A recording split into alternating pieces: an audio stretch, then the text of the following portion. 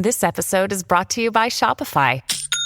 Forget the frustration of picking commerce platforms when you switch your business to Shopify, the global commerce platform that supercharges your selling wherever you sell. With Shopify, you'll harness the same intuitive features, trusted apps, and powerful analytics used by the world's leading brands. Sign up today for your $1 per month trial period at shopify.com/tech, all lowercase. That's shopify.com/tech.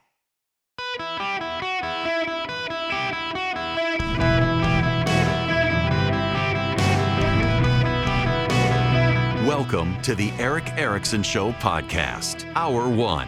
Greetings, conversationalists, and welcome. It is Eric Erickson here across America. The phone number, 877-973-7425. If you'd like to be on the program. For those of you on my flagship station, WSB, I'm sorry. So, at 8:20 this morning, the program director, who shouldn't be on his phone because it's Yom Kippur, he calls and he says, can you fill in for Mark Aram? Mark Aram is the show that precedes mine on my flagship station. And his guest host woke up real sick this morning. And he's like, need your help. I said, I can be there by 9:30. So with no show prep whatsoever, I did 3 hours, which meant I haven't done any show prep for this show because I didn't do any for that show.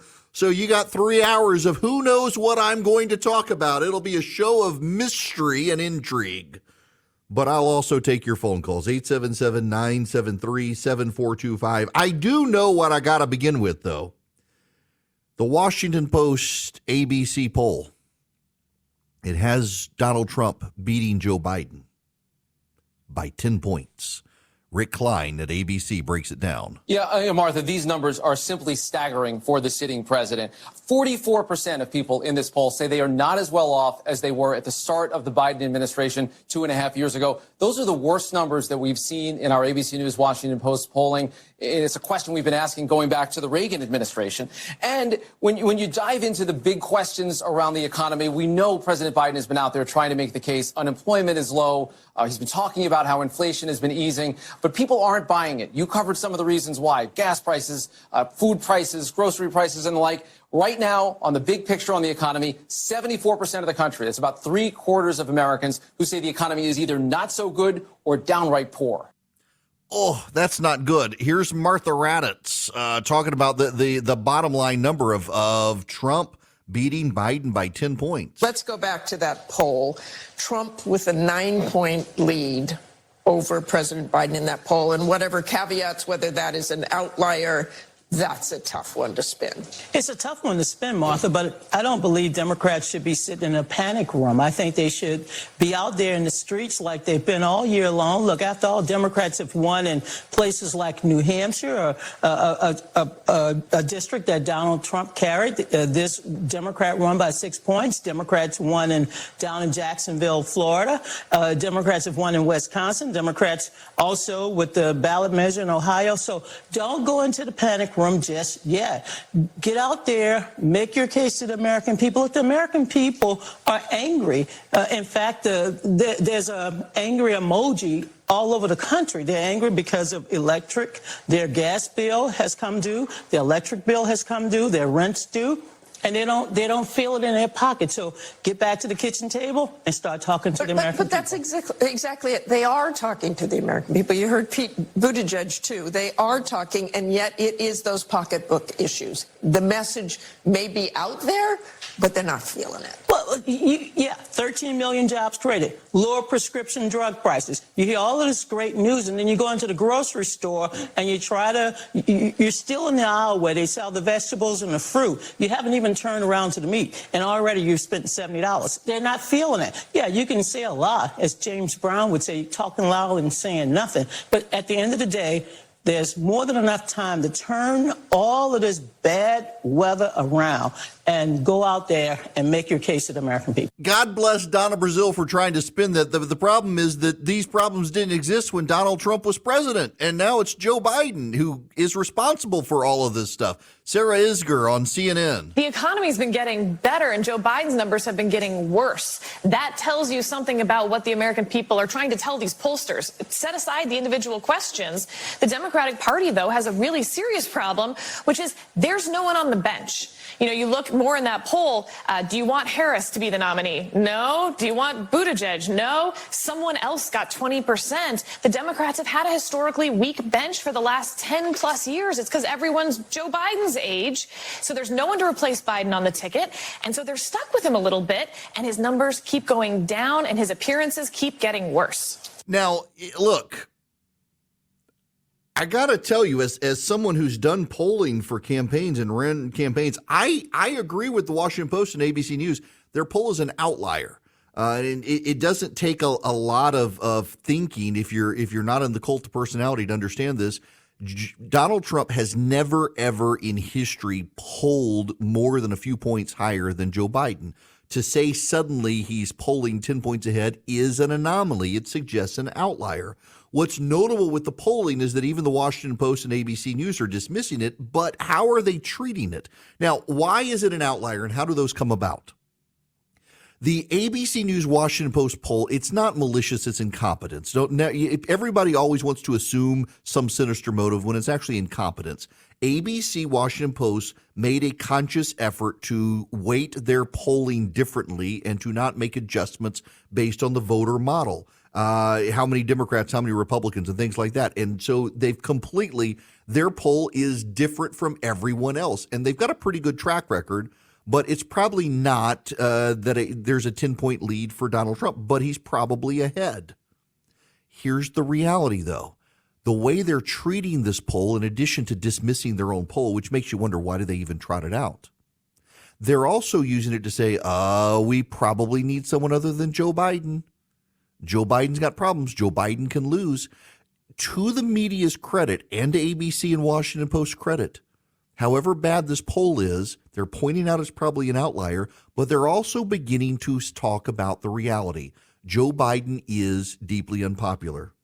Rick Klein pointed out with Martha Raddatz that we have never had a situation in this country, going back to when they started asking the question, do you believe that you are better off than you were? We've never had a situation in this country where 44% of Americans have thought they're worse off significantly. Going back to the Reagan administration, when people started asking about this poll number. Now, the reason this poll question came about is because of the Reagan-Carter debate. Ronald Reagan asked people, are you better off today than you were 4 years ago? It was his closing argument. Since then, pollsters led by Gallup started asking the question, are you better off now than you were 4 years ago? And typically, most Americans say yes. And not only do they say yes, but they believe that their future is brighter. This is the first time that a plurality of Americans don't believe their future is brighter. They believe that they're going to have it worse off and their kids are going to have it worse than they have it. And that's a big red flag. This wasn't the case with Donald Trump. This is the case with Joe Biden. But it's not just ABC News. Reuters, Yahoo YouGov, NBC News, they've all got polling disasters for Joe Biden where he's either tied or losing to Donald Trump. And the economic message is the worst part of it. People do not feel economic success. When Joe Biden's pollsters and spinmeisters and economists go on TV, they tell you that if you look at the consumer price index and you take out energy and food and gas and the cost of living, and then you carry the one and then you add goat liver to it, that suddenly you can see that actually the economy is doing well. But for real world Americans outside of the coastal elite who are going to the grocery store and filling up with their car with gas, they do not feel like the economy is good. They do not feel it.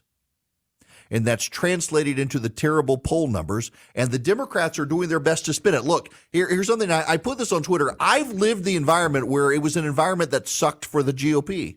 And you got to go in like Donna Brazile did with Martha Raddatz and say, look, you got to be out there. You got to be making the case. We got lower prescription drugs. We got all these things that are good. You got to make the case. That's good spin. It's the best spin you can offer. The difference, however, is that Republicans always get pushed back on more aggressively. The Democrats are allowed to live their spin. The Republicans are not. But when the polling turns this bad for the Democrats, this uniformly across the board, it's hard for the Democrats to make their case. Here's the conversation on MSNBC. The new polling from NBC News shows that President Joe Biden and former President Donald Trump are deadlocked in a hypothetical 2024 election matchup. According to the latest survey, both Biden and Trump earned 46% of support in a potential rematch of the 2020 contest. Oh, that's not good. This is Pete Buttigieg trying to spin all of that. Well, look, we all know the economic pressure that Americans have felt when the president took office. The economy was flat on its back. But we're also getting extraordinary results. More than 13 million jobs created. That's more than any presidential term in American history. Now, listen, Donna Brazile said that as well. 13 million jobs. That number comes from the Biden White House. You know, that's actually not jobs created. What happened with COVID? A lot of people went on unemployment. Their companies shut down. So it's not actually 13 million jobs created. It's 13 million jobs brought back. Those jobs existed, and then COVID lockdowns took them away, and they've been brought back. They've been willfully dishonest in this, and the American public isn't buying that spin. Now, here's Steve Kornacki with Kristen Welker on Meet the Press talking about these NBC numbers. Look at this. Donald Trump, brand new national poll of Republican primary voters, nearly 60% support the former president. His nearest rival, Ron DeSantis, more than 40 points behind him now. Obviously, you can see here nobody else in single digits. And look at the movement, too. From the start of the summer, we polled this back in June. Trump seemed to have a dominant lead then. It has only gotten more dominant. From 43 now, it was not even 30 in June. And you can see here, we asked the question. I think this gets to the heart of it. We asked Republicans, should Donald Trump be the leader of your party? And now nearly 60% say yes. It wasn't quite 50 at the start of the summer. Well, Stephen, what's so stunning about this number, a lot's happened since June. We're talking 2 more indictments against former President Trump, so 4 in total, and the first GOP primary debate. And yet, Mr. Trump is just solidifying his lead with GOP voters. And Kristen, you know this from talking to Republican critics of Trump, from rival campaigns. Everything you just explained, they thought would take him down a peg this summer, and instead he has only moved up here. You can see the numbers saying the party needs a new leader. That has gone down. So for Donald Trump there, nothing but good news. Nothing but good news for Trump, nothing but bad news for Biden. The reality is, though the Republican primary process is a piecemeal process across multiple states over multiple months, Donald Trump probably is headed towards the nomination. Unless something shakes up. There's a debate this week, which we will obviously cover, but he's headed in that trajectory. Meanwhile, on the Democratic side, Joe Biden is the only guy who can hold that party together, and concurrent to that, he's destroying their party. It's not good to be a Democrat this week. You can do what ifs all you want. You can say but fors all you want, but you want to know the actual bottom line?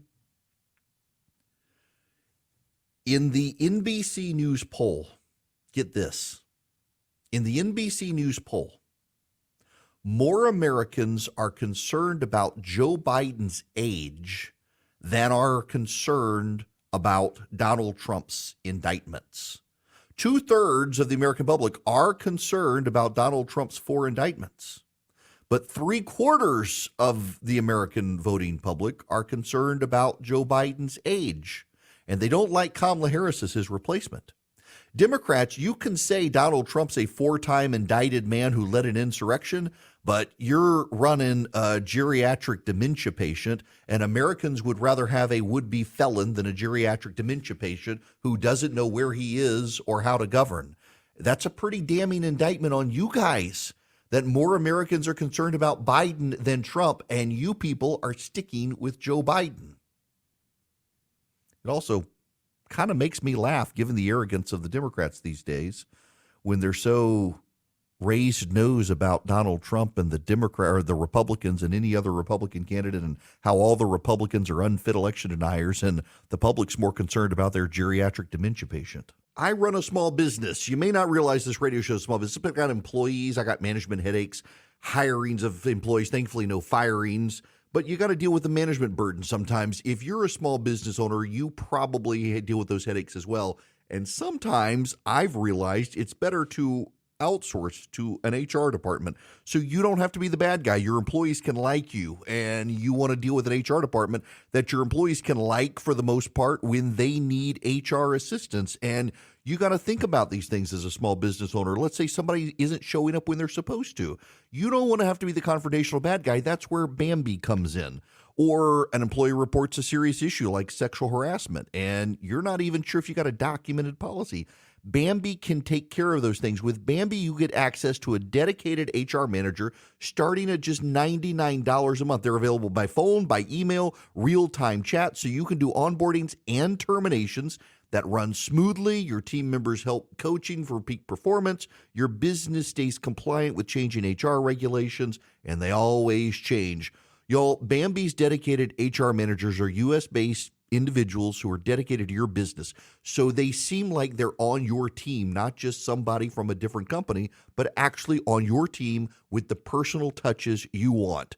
So if you need HR assistance for your growing small business, reach out to Bambi, Bambi.com. Go right now, type in Eric Erickson under podcast when you sign up. It'll help the show. It's spelled Bambi, BAMBEE.com, Bambi.com. Type in Eric Erickson under podcast. Start moving your business forward with great, dedicated, team-oriented HR, Bambi.com. Greetings, conversationalists. Welcome. It is Eric Erickson. The phone number is 877-973-7425.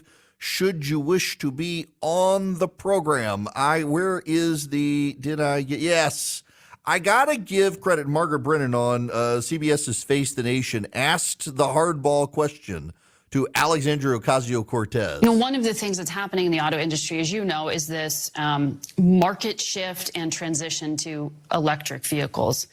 You were quoted back in July saying you look forward to buying a union-made electric vehicle, but you currently have a non-union-made Tesla. UAW already makes some electric vehicles. Yes. So why wasn't that? Is it a problem with the quality? Is it a problem with the style? Is the market just not there? No, our car was purchased during the pandemic when before a vaccine had come out. So travel between New York and Washington, the safest way that we had determined was an EV, but that was prior to some of the new models coming out on the market that had the range available. But we're actually looking into trading in our car now. So we're looking into it, and hopefully we will soon.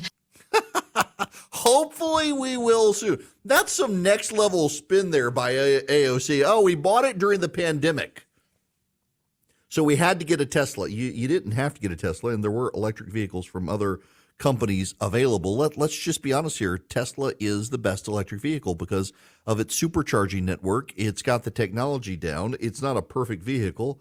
But compared to many of the other electric vehicles out there, it actually is a pretty decent vehicle.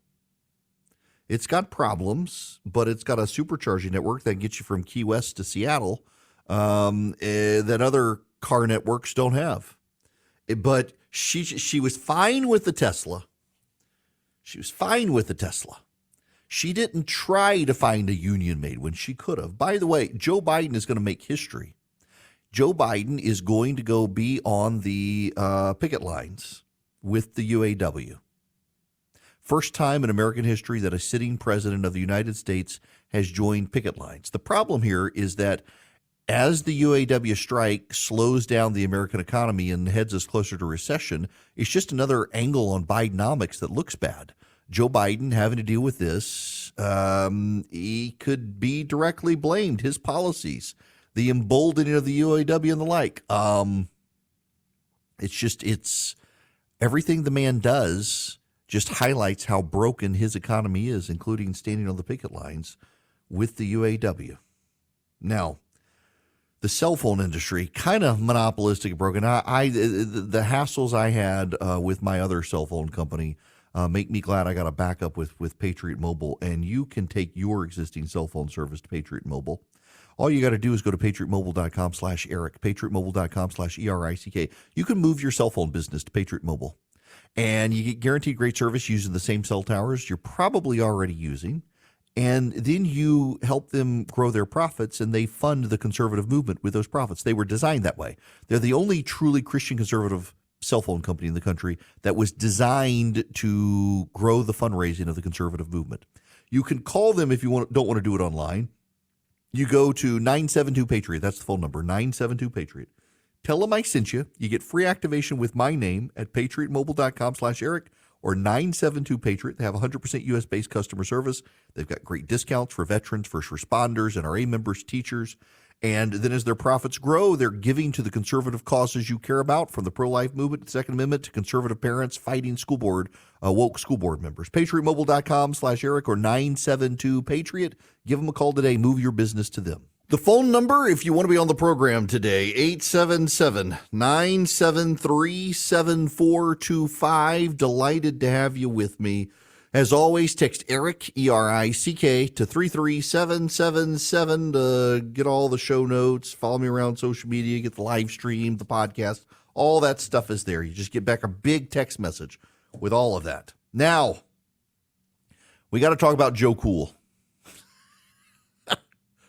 All right, I laugh, but this is so absurd. I got to explain the whole thing to you. I've explained this before. A little bit, but there's new news on this, and I gotta step back, and I'm trying not to confuse you. I don't want to confuse you. It might confuse you a little bit, but let's go all the way back. When gas prices started going out of control, when Joe Biden became president, people around the country started putting stickers on gas pumps. And it was a picture of Joe Biden pointing and had a tagline, "I did this," or "I did that." And then stickers started cropping up, and it was just 3 letters, FJB. In fact, I passed a Toyota Land Cruiser yesterday that had an FJB on the back of the vehicle. The first letter stands for the F word, that F word. And then the J and the B stand for Joe Biden, F Joe Biden. That's what the FJB stands for. There was a NASCAR race, and the winner of the race, his name was Brandon. And an ESPN reporter who lost her job over this incident, or at least she hasn't been on TV since, so this is over a year ago now. The crowd in the background, audibly, you could hear it on television, were saying FJB, except they weren't saying the letters, they were saying the words. The vulgarization of American politics coming through live on television. You could hear the F word and then Joe Biden. And the reporter says to Brandon, it sounds like they're saying, "Let's go, Brandon." If they weren't saying, "Let's go," you on television in your home could hear the F word coming through, F Joe Biden.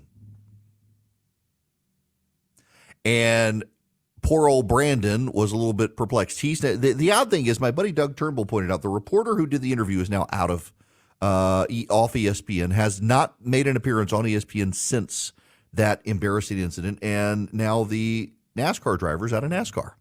But FJB is a polite way and less vulgar way to say it, became "Let's go, Brandon," and people started saying "Let's go, Brandon" instead of the other. Are you with me? You got that? That's how we got to "Let's go, Brandon." A Chinese propaganda website, and it actually is a Chinese propaganda website run by the Chinese government, began making Joe Biden memes. And they were dark backgrounds. They had Joe Biden, and Joe Biden had red laser eyes. And the Chinese propaganda site started referring to him as Dark Brandon. Dark Brandon. You got that? So we get Dark Brandon from a Chinese propaganda site. I'm not making that up. That is true. That's where the Dark Brandon meme came from, a Chinese propaganda site run by the Chinese Communist Party. And you will not be surprised to learn Democrats embraced the theming of Dark Brandon.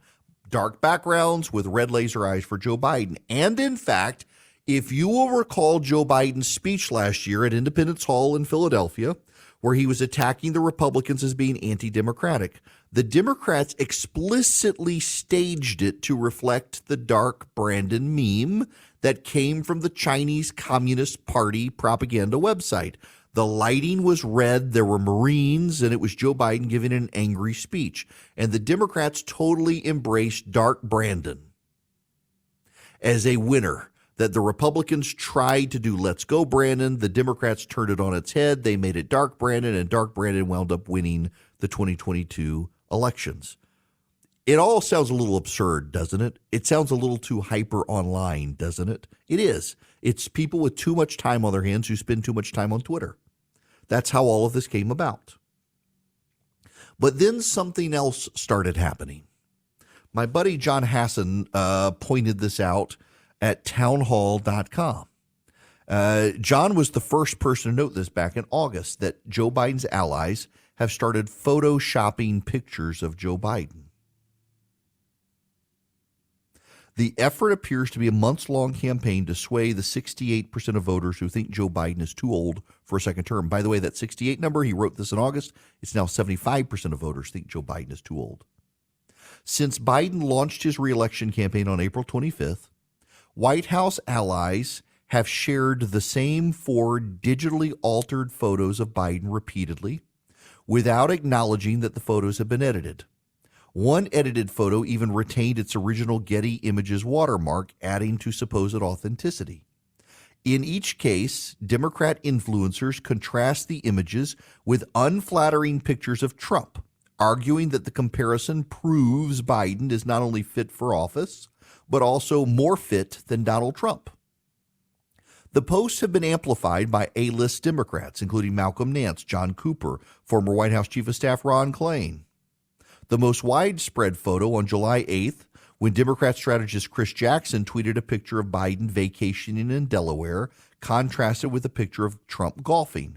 In the picture, Biden's face is tan, smooth, features a confident smile. The caption reads, as I've said before, if they want to make the campaign about fitness, game on. The image went viral. A number of prominent Democrats, including Ron Klain, retweeted it. But the image was fake. Originally, the photograph showed Joe Biden with less of a smile and no tan. They smoothed his wrinkles. They exaggerated his smile. They exaggerated his tan. They've done this several times. Chris Jackson typically leading all of them, emphasizing his tan, emphasizing his smile, making him look more youthful. It's actually really noticeable how they've done this. They've been photoshopping Joe Biden. They've been photoshopping Joe Biden to make him look younger. They've been photoshopping Joe Biden, and they've been contrasting him with pictures of Donald Trump that make Donald Trump look very, very old. Typically, Donald Trump on the golf course where he's played 18 holes and is sweaty and looks haggard, compared to Joe Biden's photoshopped youthful impression. Well, now they're going a step further, all to try to alleviate people's concerns about Joe Biden. There's this now. They're going from Dark Brandon to Joe Cool. It's from Holly Otterman on Politico. A major liberal group has drawn up a multi-million-dollar plan to make Joe Biden cooler online, and it's been blessed by the White House. The organization, Progress Now, is launching a $70 million project to help the president and down-ballot Democrats win the war for voters' digital attention. The idea is to create, in their own words, an echo chamber on the left. At its heart is an effort to compete with one they say already operates on the cylinders on the right. More broadly, it represents an important test of whether Democrats can successfully market the oldest president ever to an electorate that has consistently expressed reservations about his age and wish that another person would be the party's standard bearer. The center of Progress Now's plan is an app. That's right, it's always an app. It's called Megaphone. Users who download the app can scroll through a series of liberal memes, videos, and graphics created by the organization, add their own captions, and then share them on social media. Progress Now has become an important partner to the group supporting the Biden-Harris agenda, says Anita Dunn, a senior White House advisor and top 2020 Biden strategist. Ramping up ensures they will have an even stronger position to deliver compelling digital communications to people in their communities through a grassroots network that effectively complements efforts in 2024 and beyond. Inherent in the Progress Now strategy is the fact liberals have been outmaneuvered online by the conservative movement for years. And then more than a decade after Barack Obama was supposed to have ushered in a new form of voter communication, the party has been uninventive under Biden. They're going to hire 65 digital organizers in 10 battleground states to manage volunteers who are going to create memes. Where were you in the year 2023 when the meme wars began, people? They want social media graphics to show Joe Biden engaged. Staffers thought a brighter pink image that depicted a text message conversation would perform better than graphics featuring photos of Biden himself. They're prioritizing titles like Bidenomics prioritizes working families and Bidenomics recovering the economy faster than ever. So they can't even put in pictures of Joe Biden because people don't want to see pictures of Joe Biden. My goodness gracious, this is where we are, folks. The meme wars. They think that the conservatives have been winning the meme war and they want to fight back. So they're ditching Dark Brandon and they're going for Joe Cool. They want to show Joe Biden as a cool president. They're photoshopping him to make him younger. Here's the problem. Online memes do not change the price of gas. Online memes do not change Joe Biden's policies. Online memes do not lower your grocery bill. Online memes don't bring your job back. And online memes don't save your gas stove or your gas water heater or your gas-powered car. They want to build an echo chamber. They've already got an echo chamber of the left. They've got MSNBC. They've got ABC, CBS, NBC, a lot of CNN, the New York Times, USA Today. They've already got their left-wing echo chamber. The fact that the right dares to compete online, particularly on Twitter, and does so successfully, means the left wants more of an echo chamber. They've already got the echo chamber. And in their echo chamber, they're telling each other that the economy is fine when it's not. In their echo chamber, they're telling each other that boys and girls sports is fine when it's not. So I had an encounter the other day with he'll remain nameless.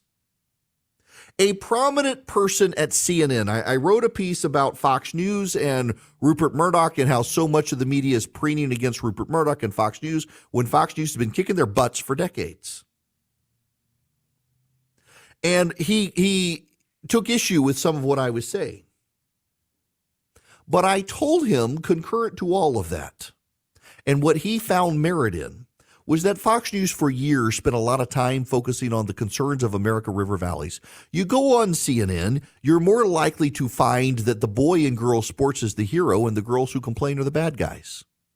You go on CNN and you find that pornography in the elementary schools is absolutely fine and the parents who expose it are the bad guys. You don't do that at Fox. That's why Fox reigns supreme. It has nothing to do with catering to Donald Trump or the audience holding the network hostage or any of that stuff. The reality is that Fox pays attention to what people in middle America care about, and CNN and MSNBC pay attention to the coastal elite. So the coastal elite, the white woke women of America, believe the boys and girls sports are just fine. The moms of America do not.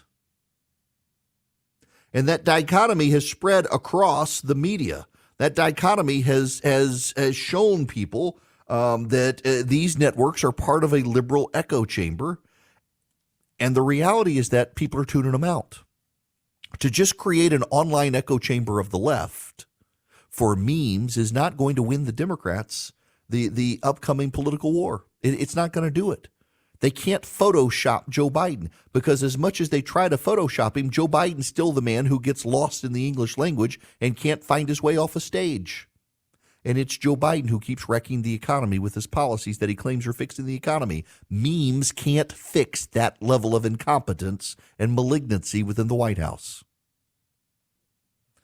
And meanwhile, those memes are battling against groups like Americans for Prosperity that are out in the heartland explaining to Americans why Bidenomics is bad. They're doing a nationwide bus tour to highlight why Bidenomics is bad and how to reignite the American dream. They want you on their side, and they hope you'll join along with them. And all you got to do is go to americansforprosperity.org/Eric today to sign up. Americans for Prosperity has been training millions of grassroots volunteers across the country. They're becoming door knockers. They're going to persuade their neighbors how free markets and free people are good for the country, persuading their neighbors that Bidenomics is bad, talking to their neighbors about what they can do to stand up against the Biden administration. They want you to be a part of their army of activists. All you have to do is go to americansforprosperity.org/Eric, americansforprosperity.org/ERICK. Go sign up today with Americans for Prosperity. Be part of this great cause across the country, fighting for free markets and free people and against Bidenomics and the Biden agenda. Hello and welcome. It is Eric Erickson here across America. This hour of the program brought to you by First Liberty Building and Loan in Noonan, Georgia. And they can help you in Kalispell, Montana, Salem, Oregon, Miami, Florida, anywhere in the nation. If you own a business and your business is growing, you're buying a building, buying a franchise, something like that, you need $250,000 or more. First Liberty, they've been doing this since the 90s, where other lenders are twiddling their thumbs, not sure about the economic environment. They've seen it all since the 90s. This is how they specialize in. Reach out to them, firstlibertyga.com. Tell them I sent you. Just spend 10 minutes with them. They may not be a good fit for you. See if they are. firstlibertyga.com. Get all their contact info right there, firstlibertyga.com. Volodymyr Zelensky seems to be just his own worst enemy. And the media was doing him a solid, I guess. Volodymyr Zelensky to the Canadian Parliament took a guy from Ukraine, an elderly gentleman, a seasoned citizen. And it turns out the dude he highlighted had been a member of the SS, the Nazis. And people aren't happy that he brought a Nazi to the Canadian Parliament, and the Canadians all gave the guy applause. Between the transgender spokesman who they've now fired and some of this other stuff, like, who is advising this guy? I don't get it. He's becoming his own worst enemy and trying to generate goodwill to help the Ukrainians when he does this. And look, I get it. I do get it.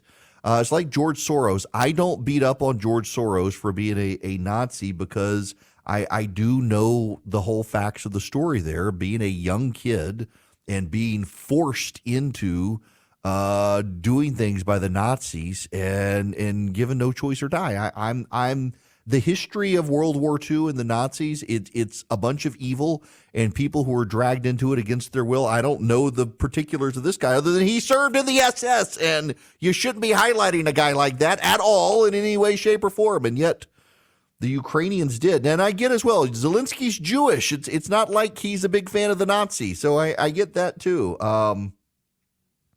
But I don't know who's advising him in PR, but probably needs to rethink what he's doing.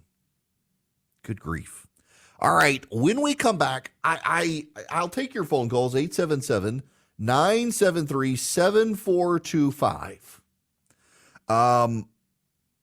I'm happy to take your phone calls. I do want to talk a little bit, and if you've listened, you know I've put it off. I try to avoid it. In fact, on Friday, I worked very hard to avoid it, but we got to talk about the Republican primary right now and the spin that's coming from the camps. I'll explain when we come back why I'm loath to even talk about it. Because I really have become loath to talk about it. I really have. And I want to explain to you why when we come back. But there are more and more people who are thinking Trump's inevitable. And they may be right.